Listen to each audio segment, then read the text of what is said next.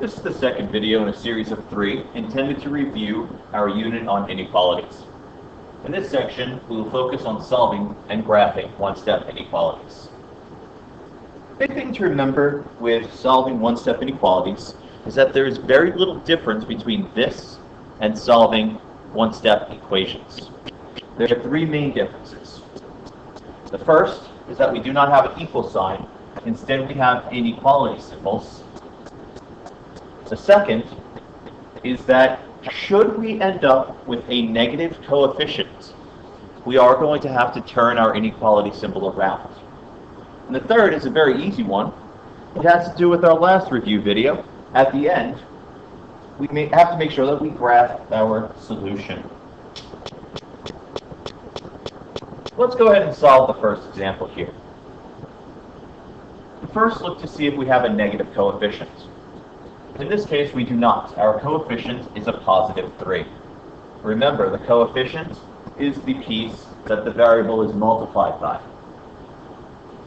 In order to get rid of this 3, just like an equation, we will divide by 3. That will leave us with x is greater than 4. And now we're just going back to graphing basic inequalities. We can look at our inequality symbol and see that we have an open circle and that we need to shade to the right. Open circle and shading to the right. And once again, remember to include the arrowheads. Let's take a look at the second example. Once again, look to see if you have a negative coefficient. In this case, we do not. The coefficient is 1. But we do have a constant that we need to take care of. Just like a one-step equation, use the inverse operation.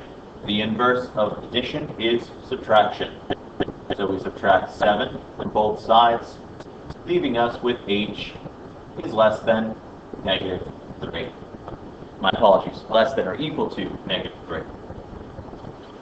The less than or equal to symbol tells us we have a closed circle, while the less than piece tells us that we need to shade to the left. So we can go ahead and draw that onto our number line.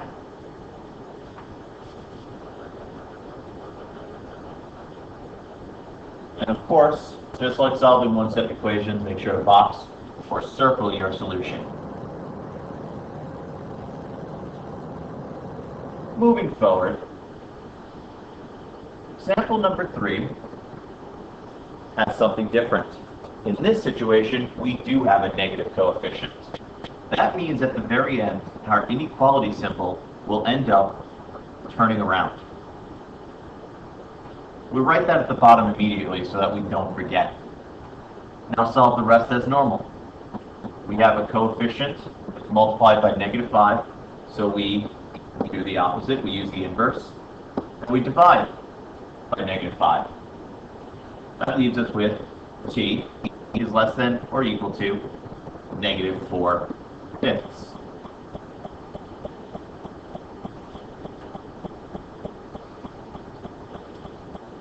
Now, since this is a fraction, it would be a little bit more difficult to graph on our number line, but we can still do this.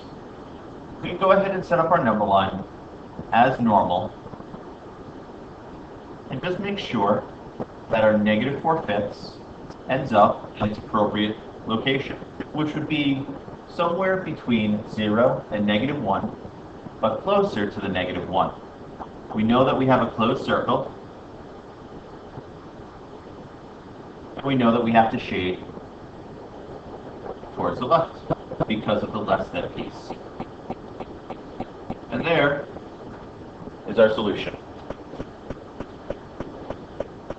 I notice I circled it this time because remember, a box or a circle is fine. In number 4, once again, examine to see if we have a negative coefficient. In this case, we do.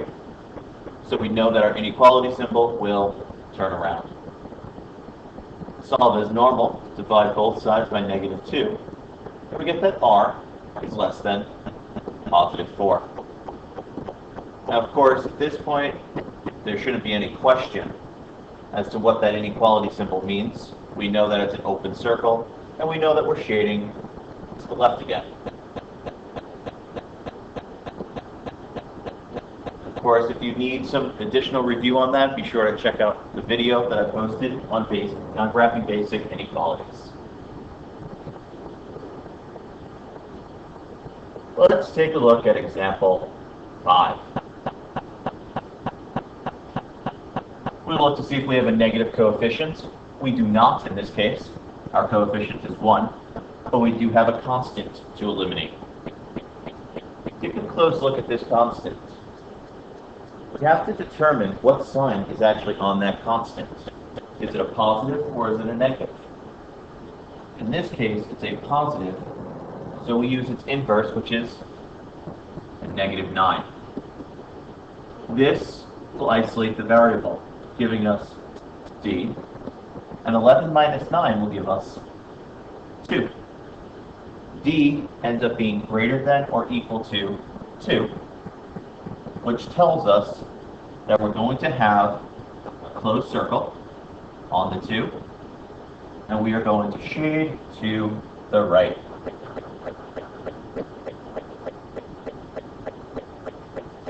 And of course, box in or circle your answer. We look at example 6. We've checked to see if we have a negative coefficient, but in this case we don't. Instead, what we have is a fraction that is positive. What we have to keep in mind here is that f over 5 is the same thing as saying 1/5 times f. And this is because of our rules for dividing by a fraction. Remember, keep, change, flip. We can keep the first piece, change division to multiplication, and flip our second number. If we flip 5, we make it its reciprocal, that's 1/5. So at this point, what we're going to do is try to get rid of that 5. The opposite of division here is to multiply. If we do it to that side, do it to the other side. That leaves us with f is greater than 20. So we set up our number line once again. We know that this is going to leave us with an open circle, and we are shading to the right.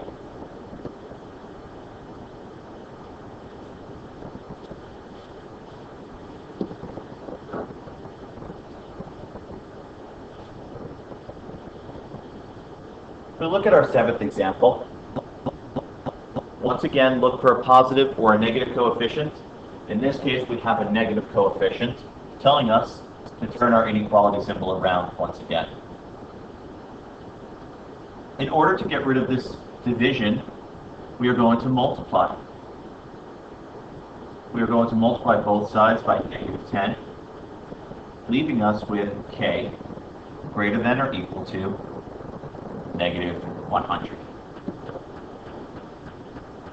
If we set up our number line,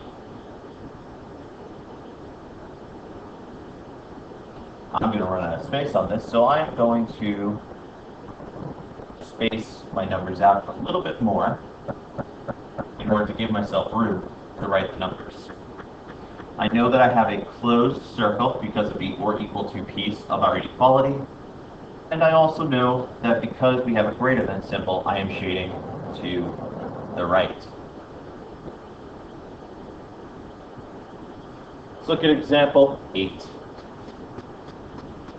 No negative coefficient, just a constant. So we use inverse operations here in order to isolate our variable, leaving us with a is less than 15. We go ahead and set up our number line. It's an open circle, and we are shading to the left.